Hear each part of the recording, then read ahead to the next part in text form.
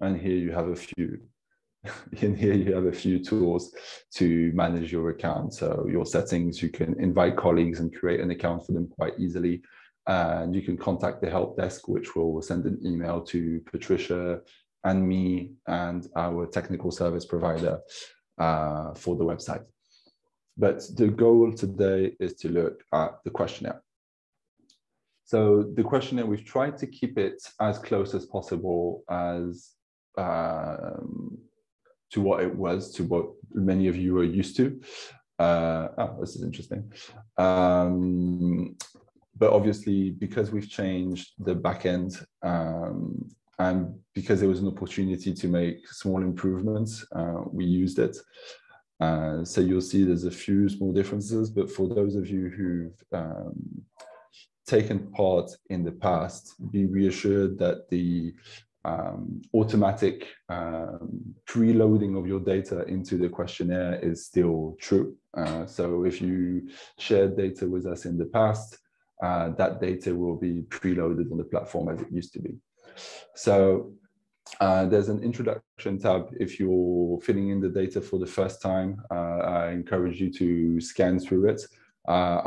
I won't do that now because it'll be a bit boring already. It's a bit of a long process to guide through the questionnaire, so I won't go to the introduction part, but it will give you some general guidelines about what to do and not do in terms of filling the data. So here I'm going to show you a kind of a pre-filled questionnaire that I've made, which is all random data from a company that I very creatively called Example. So this is what the questionnaire now looks like. I think it's quite similar to what it used to be. You have tabs that you can click to go through the different parts of the survey. The structure of the questionnaire is quite similar to what it was before. But so essentially for new companies, one thing that you need to pay attention to are these little red asterisks you can see in front of questions. Those means that if you want to submit your data, those are the questions that you have to answer. And questions that don't have it are optional. So I don't know if we have any Chinese companies represented on the call, but you have an option here to switch from English to Mandarin. So on this first page, what you have are general questions. So your company name, which is obviously a mandatory question. Then you have questions about your number of full-time employees working for your off-grid solar sector part of your company. If you're a company that has several verticals, it's the employment in that particular one. And similarly for commission-based agents, if you're a distributor or vertically integrated. But so those questions are not mandatory, but they are helpful for us in terms of communicating the economic impact of the industry. We have in the past done studies on employment in the industry, or we've collaborated with other institutions to try and better understand employment in the industry. And that's a figure that we struggle to get. And when we do get it, or when we are able to estimate it, it is quite a powerful tool in terms of supporting our policy advocacy work with governments, because at the end of the day, that's one of the things that they are most interested in. So then we enter the questionnaire proper, really, at question 4. So here you'll be asked for the type of product that you sell. Is it lighting products such as solar lanterns, multi-light systems, solar home systems, or is it more the appliances, or is it both? And this will then structure the following question, question 5, which comes in 2 parts, and it's kind of a beast of a question because it's actually several questions in one. And here the idea is you need to list your different products. So as creatively as I name my company Example, my lighting products are L1, L2, and apparently L2 again. And you'll be asked, okay, so did you sell this product in the latest round? So actually it'll be H1 2022 when you open the questionnaire. If you have sold the product in the last 6 months, easy, you check yes. If you haven't sold the product in the last 6 months, you check no. But if it's still in your product portfolio, you then answer yes here. If it is no longer in your product portfolio and you've completely stopped selling that product, you check no and no, and it will kind of disappear from the rest of the survey and you won't need to worry about it anymore. You need to define if you're a manufacturer or non-manufacturing distributor. So Google has kind of specific definitions for this, but essentially if you are a manufacturer or vertically integrated company or product developer, you're a manufacturer, and you can check the definitions by hovering over these orange words. And if you're a non-manufacturing distributor, it means you're distributing other companies' branded products. Maybe to add to this, I think for companies who were used to participating in the past for lighting products, this was defined at a company level. But with some companies having a mix of business models, you can now choose at a product level. That's one of the slightly new things.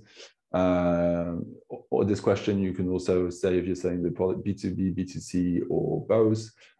Is it a product that you sell pay as you go or cash? We've had questions in the past from companies to say, oh, but I sell my products both pay-go and cash. Two options: either you can declare two different products, kind of like let's say L1 cash and L1 pay-go, and report them as two separate products, or you can report them as a or if it's just like if it's a product you sell it 98% pay-go, but from time to time someone wants to buy it cash because they're a more wealthy customer, you can just report it as pay-go. Obviously, some of you will have more than 4 products. By default, it shows 4 rows, but you can add as many rows as you want using the add more rows better model. To be honest, to be correct, you can add 75 rows. I think there are no or almost no companies at this stage that have asked to report more than that. I'll go quite quickly over the next one. It's the same question, but for appliances. The difference is you can choose your appliance type here, which for the moment, the tab will show you fans, TVs, refrigeration units, solar water pumps, and a 5th category called other. In that other category, you can enter in the next column whatever it is. It can be a household appliance like speakers, electric pressure cooker, or it can be productive use appliances like solar milling, etc. Currently, when we report on the data and on the data platform, you'll only see results for the 4 main appliances that I mentioned before, but we do encourage you to report in other as well, because we then use that to kind of inform what the next appliances that we should be focusing on are. And I hope also to be able to do more with that data going forward, because currently we only look at the end of the day, we're only looking at a subset of the appliance and productive use market, and we want to grow that in the near future to more accurately represent that broader industry within our market research work. So the rest of the line is exactly the same as for lighting, so I won't go over it. But once again, all across the questionnaire, these orange words are definitions that you can refer to make sure that you're aligning with our definitions. Then you'll be asked which regions you sell products, so Sub-Saharan Africa, South Asia, etc. And that will then open a list of countries where you sell products and the bottom of the page. So it shows you all the countries of the regions you've selected, and from there you can go to the next page. So this was the general questions tab, and then as you see, we have 2 tabs for product specs and a tab for sales. So product specs, and general questions as well, you only need to fill these the first time you join. So for new companies, this is the part that can take a bit of time to do, especially if you have a lot of products. But once it's done it's then saved. So 6 months later, if you choose to participate again, it's automatically loaded, as it is for my example here. So if I click on it's checked and it's in green, that means that it's validated because it's all full, because it's been preloaded. So I won't go through every question here. These are questions about the product specification. So is it quality verified? Number of hours of runtime on different settings, lumens on different settings. I'll stop on this one, question 12. For returning companies who've participated before, we've slightly changed the format here. So actually you'll be asked to re-answer those questions. The reason why is that in the past, the number of light points and number of outlets was by category. So like you would have 4 to 6 and 7 to 10 and so on. And now it's a discrete number, so you can put the actual number of light points, the actual number of outlets in the package, in the product, so that we can more accurately also understand the kind of the volume of light points and so on that's being made available to the customers. For kits that include appliances, you have a question on which appliance is it capable of powering versus included in the package and kind of customer-facing sales price. So in my example, let's say these are small solar home systems, so they have quite a few appliances they're capable of powering, but they don't really come with that much, just some speakers. If for some reason you started filling this line, then you remember that actually, well, these are all optional, but in the sales price you're going to provide, there are no appliances included. If you click on none, it erases the others. So then some very straightforward questions: panel wattage, type of panel, monocrystalline, polycrystalline, type of battery. And here you can add additional remarks. This will be true for all the products that you share with us. You can add some additional remarks. So for example, if one of the questions you answered something, but actually the reality is a bit more nuanced than what you answered, you can add that as a comment here. And so then it's the same for all your other lighting products. You'll have the same questions to answer. And so there's a similar process for appliances on the following page. And so similarly, because I participated in the past, all my data is preloaded. You have for appliances, obviously slightly different questions. Which is the brand? Is it DC or AC appliance? Rated power consumption, minimal power size. As you can see, that one's optional. The warranty period, this is for both lighting and appliances. It's a mandatory one, but one of the reasons it's mandatory is that it's also the basis for the estimation of product lifespan within the Gogler impact metrics. So it features into the impact we calculate, an impact that you can get on the platform. Please enter in years and not in months. So it's a 6 months warranty. It's 0.5 years. I'll skip a couple of questions. This one's straightforward. It does include a user manual, which includes instruction for basic use and electrical safety. All right, this one. A bit more for new companies, a bit more tricky. So this is about understanding if your appliance is generally sold kind of standalone. I'm just selling a TV, or is it sold bundled with a power source? So is it a TV that's part of a solar home system, or is it a solar water pump that comes with its own power generation and battery, for example? And so obviously in many cases, companies have both offerings. So the idea is, of your sales of this appliance, what's the share that's sold with a power source versus without? And you just need to enter normally the first line, and it should adjust the rest. Question 19, you can specify beyond the appliance what's included in the package. Question 20, is this kind of a product that only functions with your solar home system or your power source? or can it be plug and play with anyone's solution?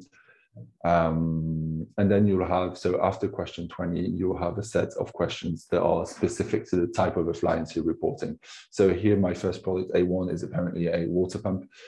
So be asked if it's submersible or surface, with the definition written alongside it.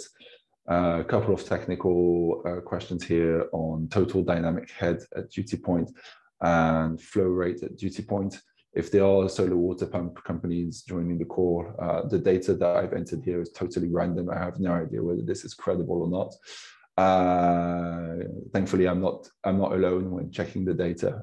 We have help from our colleagues at Efficiency for Access, who are a lot more knowledgeable than I am about technical requirements for fans, solar water pumps, and refrigeration units.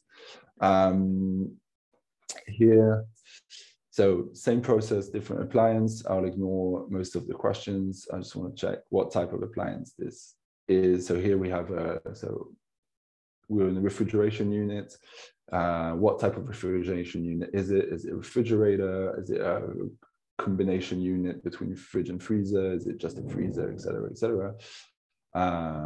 How big is it? The volume in liters. Is it a chest that I open from the bottom up, or is it an upright standing fridge? How does it store energy, or does it store energy? Type of refrigerant. This is a new question for refrigeration companies. I think I saw at least one online. We're trying to assess the share of units that might be going to the health sector. And as a proxy, we're looking at the vaccine storage segment. So the Efficiency for Access Coalition helped us design 2 questions that could act as a good proxy to kind of verify whether these fridges are going to that segment or not. So you have one question on whether the fridge has been tested and approved by a recognized health authority, and a question of does it have the automatic prevention of freezing, which is a requirement for storage, safe storage of vaccines. So yeah, to try and understand to what extent companies, affiliates of Gogla are having that kind of impact as well. The example I chose, just a household fridge to store drinks and not a vaccine fridge. I'll skip the other ones because for fans and TVs, it's quite straightforward. So for TVs, you'll only be asked for the diagonal display size of the screen in I believe in inches. And for fans, you'll be asked for the diameter, whether it's a ceiling fan, pedestal fan that stands on the ground, or a table fan.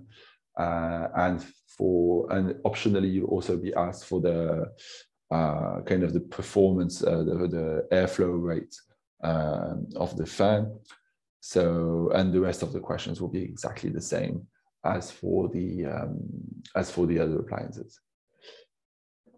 So I'll move on to the Oliver, quick one. Yes. Do you want to address the questions as they come because they're relevant for the section you've just passed, or do you want to do that after? In the Q&A in the chat, this is still the echo, so in the chat, let me see. Hi, Kerry. You're asking me questions I don't know how to answer, Kerry.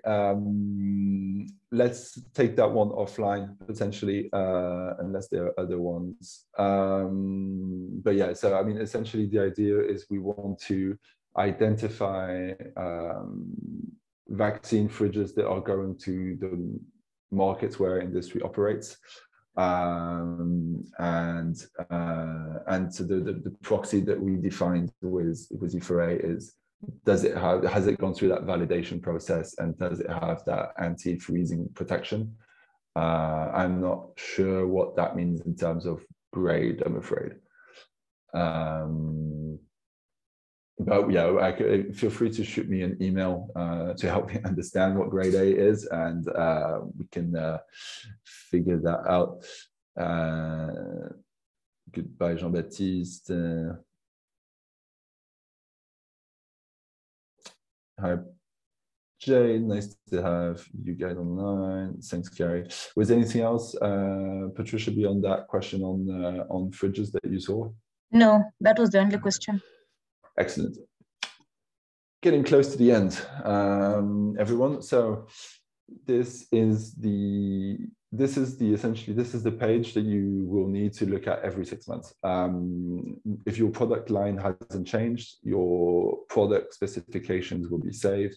You just need to check that there hasn't been any issues, but there won't be. And then you can just go to the sales page.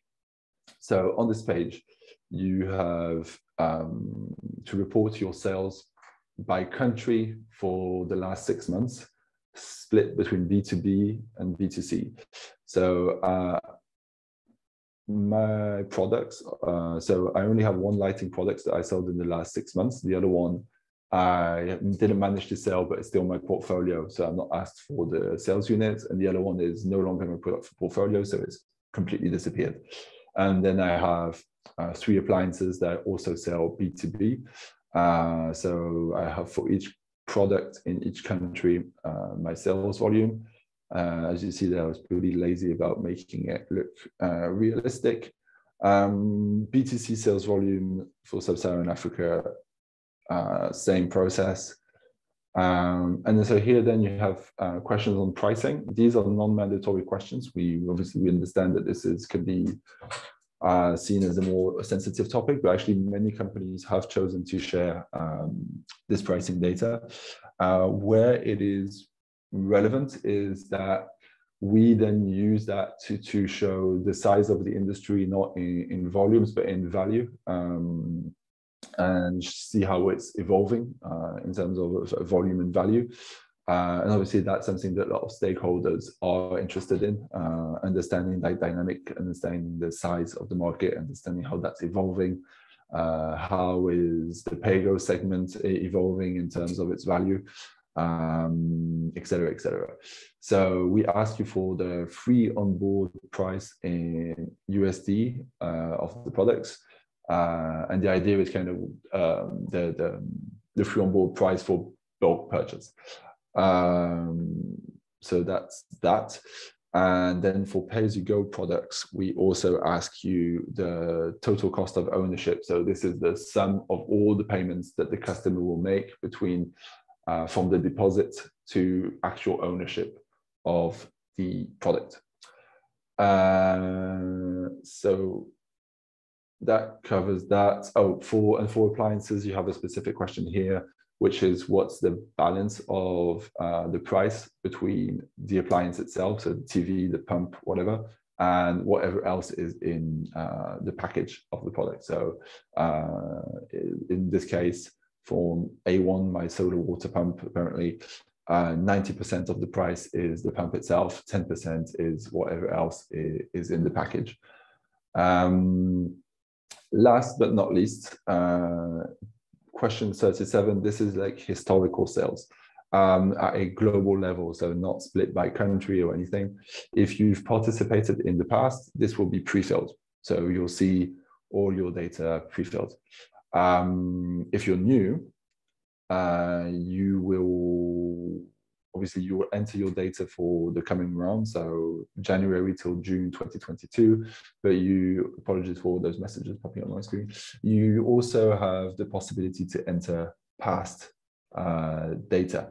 That's if you want to, so that way when you join the platform, it will include your cumulative impact. So kind of like it'll take into account your sales from 2018, 2019, 2020, and so on, as far back as you wish to share, in calculating, for example, how many CO2 emissions you've avoided, or how many people you've reached, etc. So that it only really affects that aspect of the data platform for you in terms of the results that you get. We won't add it to the sales. But essentially, that's it. I'll just quickly take you to the last page. It's only an administrative page. There's no more information to share. You see here, you'll have a summary of your sales per region and per product. My company only had sales in Sub-Saharan Africa, so it only shows Sub-Saharan Africa. But it'll give you a summary, high-level summary, so you can have a quick double check.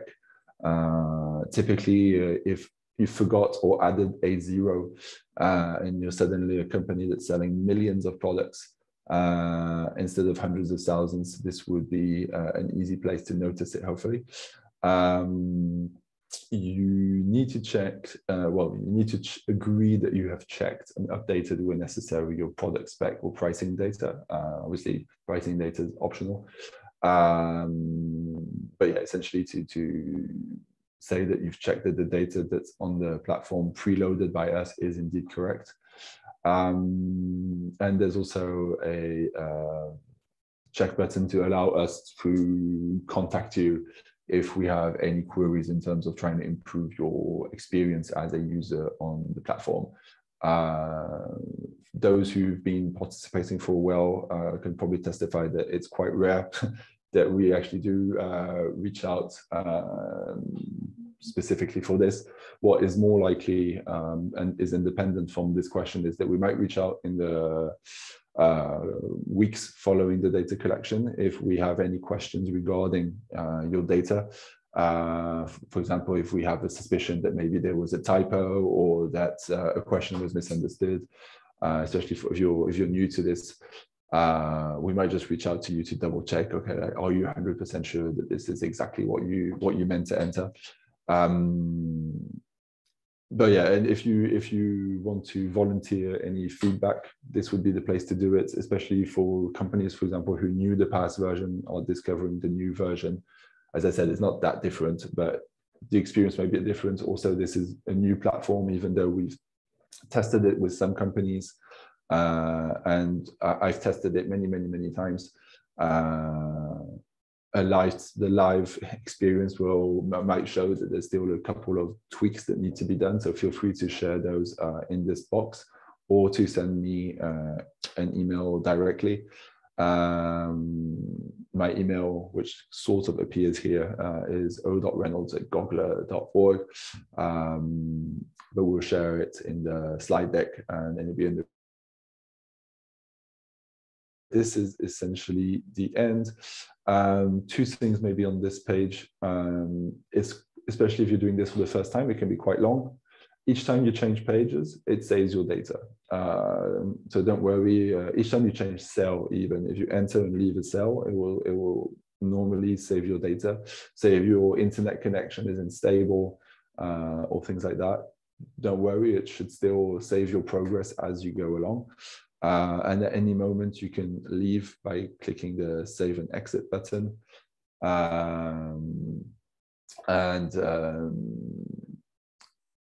And then if these messages would stop popping up, on the bottom right corner, you have a similar button written submit, and that's to really finalize your questionnaire. Maybe quickly, so the tools, they're fairly straightforward. You have some frequently asked questions. So if you have any doubts while filling the questionnaire, you can click here. There'll be a list of frequently asked questions, and you can also reach out to us.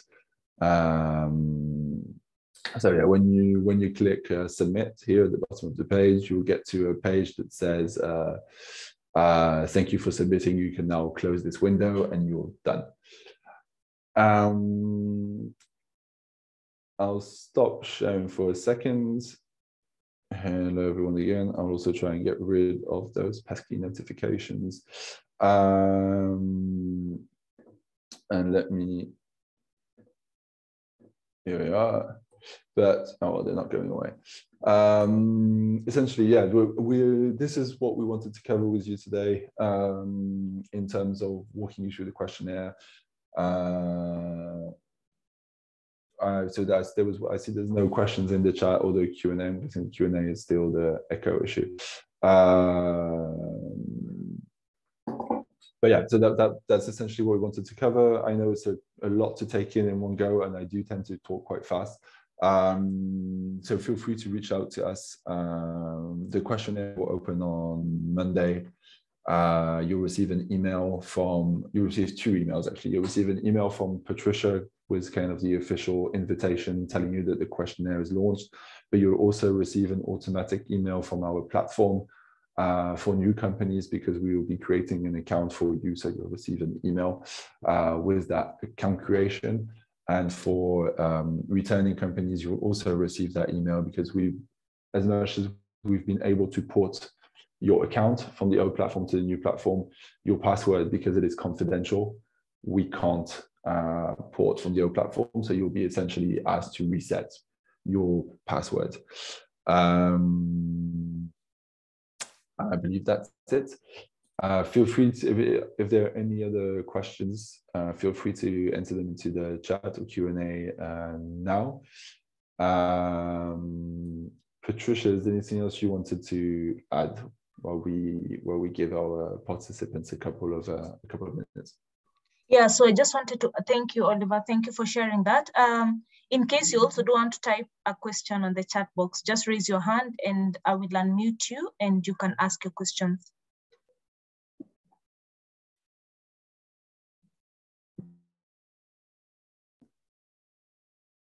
Oh, thank you very much in any case for joining.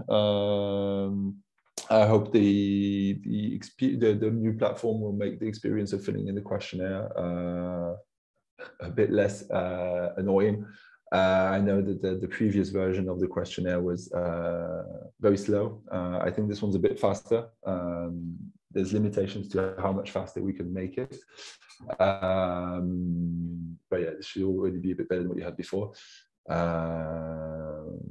So yeah, I mean, I'll stay online. I'll stay online a couple more minutes in case there are questions. But for those of you who've heard everything they needed to hear, thanks a lot for joining, and you can expect to receive an email from us on Monday. Kerry raised her hand, I believe. Let me unmute her. Okay. Go ahead, Kerry. Hi both. Yeah, my question is sort of around the vaccine fridges. Mm-hmm. So we've never submitted before, and so obviously we're part of the supply chain for the likes of Gavi and the WHO, etc. Mm-hmm. So are you interested in that bespoke channel, sort of very much the medical channel, as well as the stuff, because we do sell vaccine fridges to other providers, like other SHS providers, but I think when we've talked before, you've never wanted like the Gavi or the WHO route, because that's a bespoke market that you have to be on the panel, etc. So I just wanted to clarify, so I know that I'm populating with the right data. Yeah, actually, we are interested in that channel. Okay. Actually, someone from Gavi that helped us come up with the questions. Okay, great. So yeah, then it's are you, given that you're going through those channels, are you able to report that at a country level? I think so. I'll take it. Yeah, we should. I think we should be able to. There'll be a blend where we perhaps supply to a project which might cover multiple jurisdictions, but in the main, it tends to be on a country by country basis. So I'll take that away and have a look at work with our medical division. Thanks a lot, Kerry. And feel free to reach out to me when you're looking at it, because it's also kind of new to us. So potentially we kind of need to figure it out together as we go along. I'm not sure that many companies, well, I'm sure not many companies will be submitting that type of data. That type of there's I think there's only about 5 or 6 on the panel anyway. So I'll take that away. And I'll come back to you, Oliver, if I have any other questions. Perfect. Thanks a lot, Kerry. Okay, great. Thanks. I see no further questions in the chat.